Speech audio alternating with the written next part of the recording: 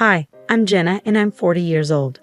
I've been through a lot with my in-laws mistreating me like many other women have.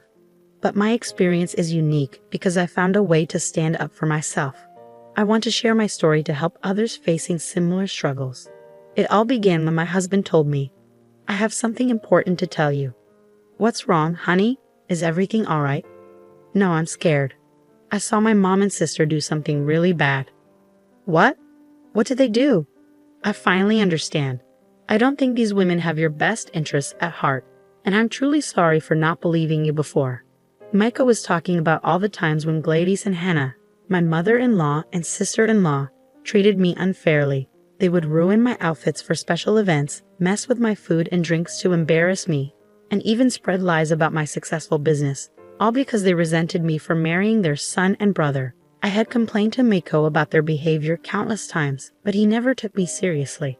However, in this moment, he finally did. "Well, what changed your mind?" "I saw this." Mako showed me security camera footage from our business. My husband and I sell crocheted items, like baby clothes and purses. It's a business I started and have been passionate about, but Gladys and Hannah always tried to discourage me from pursuing it. "Are you sure you should be involved in this business? It's not going to succeed, especially with your lack of expertise." "Excuse me?" What she means is that you're not capable enough to handle this business. You should just give up and focus on being a housewife or finding a regular job. Starting a business is too difficult for someone like you. You understand what I'm saying. These women always tried to stop me from doing things that made me happy. I think they were jealous because why else would they behave so horribly?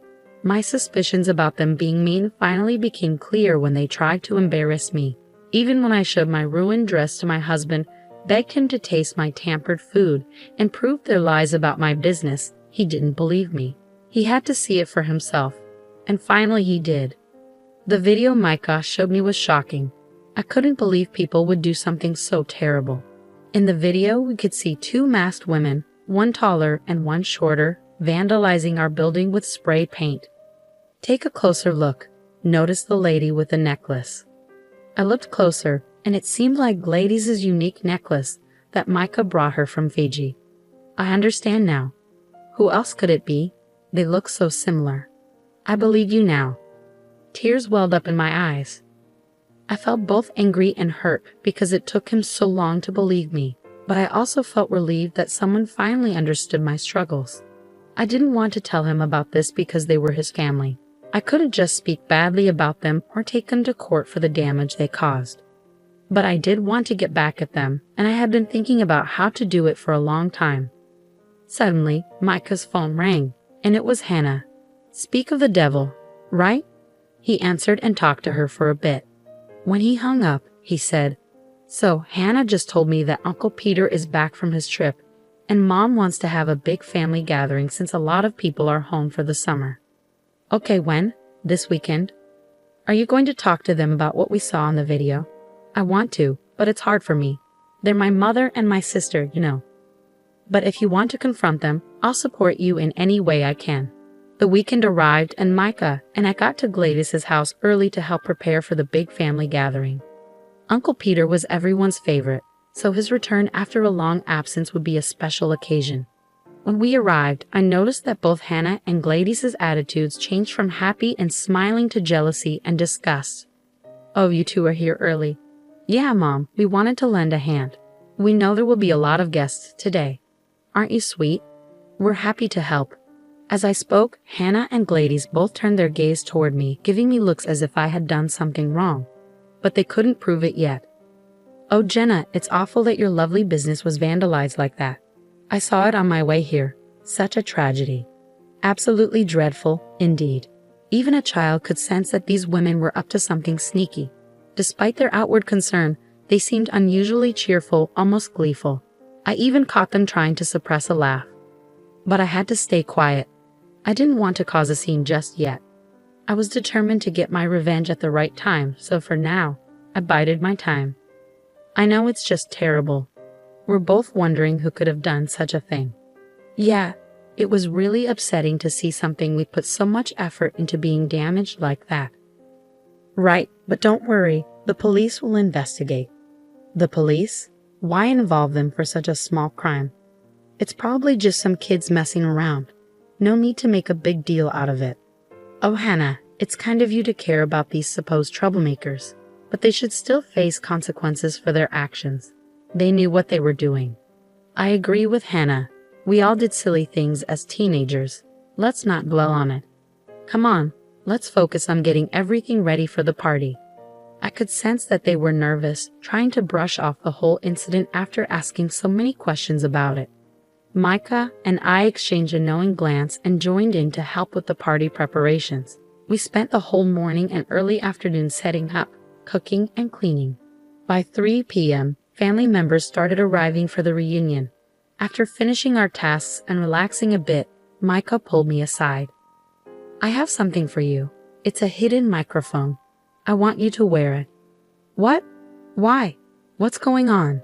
I'm not strong enough to confront my mother or sister. I'm sorry I'm not as assertive as you want me to be, but maybe this is better. If you expose them, you'll get all the credit. You've always been stronger than me. Wear the mic and approach them. You might uncover something and get justice. I won't stop you. I appreciated Micah's support, even though I wished he would be more confrontational. With that, I put on the mic, hit record, and went to find those two troublemakers. I finally found them talking in the kitchen, deep in a heated discussion. Before I entered, I listened at the door to hear what they were saying. She's on to us, Mom. Did you see the way she looked at us? Stop it, Hannah. You're overreacting. She doesn't know it was us. I swear, Mom, she knows everything. Okay, calm down. Even if she suspects something, what can she do? Micah loves us, and she loves Micah. If she did find out, she'd probably tell him. And then Micah would just brush it off, saying she's imagining things. That's what's been working for us so far, hasn't it? What do you mean? Remember when we ruined her dress before her crush at business pitch? Or when we messed with her food and drink? She told Micah about it. There's no way she didn't share her suspicions with him. But because he loves us, he overlooked it. He'll do the same now. I couldn't stand their villainous conversation any longer, so I burst into the room. Even though I'd been recording everything, I was worried the microphone hadn't picked up enough evidence. I needed to get closer to gather more proof against them for my revenge. Hey, you two, Uncle Peter will be here soon. Do you need help with anything else? Jenna, you scared us. Yes, Jenna, I have a weak heart. Don't startle me like that again. Apparently not weak enough. What did you just say? Oh, it's nothing. Just that you seem pretty energetic for someone your age. Energetic? How so? Well, I could have sworn I saw you doing something active recently. Maybe it was a dream, but I remember seeing you in black clothes, wearing a mask. They paused for a moment, catching on to what I was implying. Bingo. Yeah, I think you were up to something quite serious. What exactly are you implying? I think you know exactly what I mean, Gladys said, closing the door for a more private conversation. What are you trying to suggest? Hannah asked. I'm not trying to suggest anything. Well, we have no idea what you're talking about, so stop now. I'm not sure. Honestly, I think I might have also seen someone else with their face covered, along with the other person doing something illegal. What a shame. I hope they catch those criminals soon. Anyway, Mom, I think we should leave now. Not so fast, Hannah. I want you both to see something. What's that? I then showed them the video footage that Micah had shown me. Oh, you caught the vandals. Well, now that we know who they are, there's no need to look into it any further. Let's just drop the issue. Jenna, you're being unbearable with this. Vandalism happens to other buildings too, you know. Yeah, Jenna, just move on. It's not worth all this fuss. Actually, ladies, I think it is a big deal. I found something interesting in this video. Take a closer look. Both of them leaned in and zoomed in on the phone screen to see what I was talking about. The horror and shock on their faces confirmed all my suspicions. They were the ones who had vandalized my building. I knew it, Mom. Quiet, this doesn't prove anything. Who else has this necklace, ladies? I can't handle it anymore. Okay, it was us.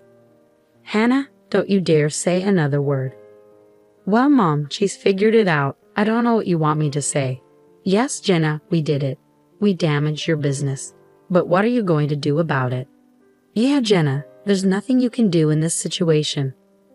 We know that Micah cares more about us than he does about you. So even if you try to take action, he won't punish us because he loves us. He really does love you guys, and he probably won't do anything. But sweetie, why do you think I won't? Do you think I'm afraid of you too? You mess with my business, which is like my child. I won't let you off the hook. Gladys and Hannah both tried to grab the phone from me, but thankfully I was faster and managed to escape. Come back here, you foolish girl. Even if you grab the phone, the data's already backed up, so there's no point in fighting me unless you want to worsen your already weak heart. Don't you dare provoke my mom. Do you think you're funny? Do you think you're clever? Give us the data now, or else I'll... What? Huh. What will you do? I'll hurt you in ways you never imagined. Oh, I'm shaking in my boots. Please don't hurt me. You cheeky little thing. We were running around the kitchen until I finally opened the door. It's a good thing I did because right outside was Micah. Help, your mom and sister are acting crazy. I came to tell you that Uncle Peter is here. What's happening? I'll tell you what's happening. Your wife is falsely accusing us of damaging her business, and she's threatening us. That's not true. Tell them, Micah. There was silence. Micah looked upset, struggling to speak clearly. I know you're not used to arguing with your mom and sister, or arguing at all for that matter, but I need you to stand up for me, your wife, right now. Please. Still, there was silence, and Micah looked dejected. I felt a pang of disappointment. You see, honey, Micah will always side with us, not you. He loves us more. Now that's not fair. I love you all equally. You're all important to me, which makes it tough to decide. Decide what? Why not choose honesty? We both know it. You're the one who showed me the footage. What, Micah? Why would you do that? Because it's my business too, and what you did was wrong. Not just this incident, but all the other times you've hurt my wife. You need to stop, please. We'll forgive you. Speak for yourself. I'm still going to press charges. Not while I'm here. Just then, Uncle Peter, our respected guest of honor, walked in. He seemed happy but also worried because we were all here while everyone else was waiting for the celebrations to start. Oh, Peter, my dear, it's wonderful to see you. You look great. Yes, we'll start the celebrations soon. Let me take you to your special seat. Tell me all about your trip. We're not done with you, Jenna. If you try anything, I promise we'll make sure Micah divorces you. Why do you talk to Micah like he's a child? He's a grown man who can make his own choices. He wouldn't divorce me just because you tell him to, right, honey? You see, he hesitated, dropping his head for the second time in 5 minutes. I really did date a wasp. I stormed off angrily and went to the big dining table where about 30 people were sitting. I sat down, seething but trying to stay calm. Soon after, Micah and Hannah joined me. But I stayed quiet, even though Micah seemed like he wanted to say something. I was too angry at him. Eventually, Gladys and Uncle Peter arrived, and we all celebrated. Despite the uncomfortable fight earlier, the festivities began. While we were eating, my anger boiled inside me, and I couldn't hold it in any longer. Attention, everyone. I have something important to say. There are 2 people here who have always hated me, who tried to make my life miserable. Some of you might already know, but I'll make sure you all understand. I played the recording from our earlier argument for everyone to hear. People gasped and looked shocked at what they were hearing. Hannah and Gladys were frozen in their seats, denying everything and accusing me of lying. The dinner turned chaotic. I yelled at Gladys and Hannah, and they yelled back. The other adults at the table tried to figure out what was happening. Micah, as usual, stayed silent. That is, until he heard sirens, and then everyone went quiet. The police were on their way to the house. What have you done, you wretch? I'll get you. I didn't do anything. I did. I'm the one who called thee. Mom, Hannah, you need to face the consequences for what you've done. I called the police on you, and they have a warrant for your arrest, because I secretly recorded the conversation that Jenna played for everyone. We've all seen how Mom and Hannah treat Jenna, but none of us said anything, especially me. Jenna is my wife, and from now on, I'm standing by her side because she's been proven right. Mom, Hannah, please cooperate. At that moment, the police entered the house and arrested Gladys, who cursed and yelled as she was taken away.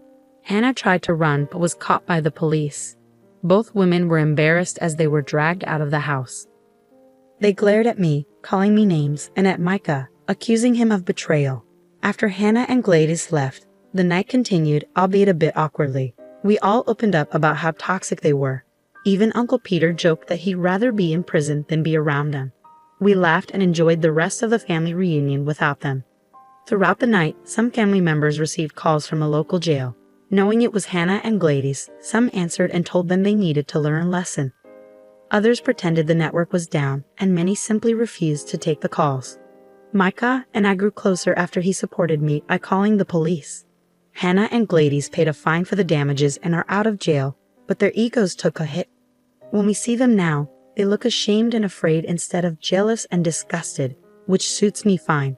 Revenge has never felt so satisfying.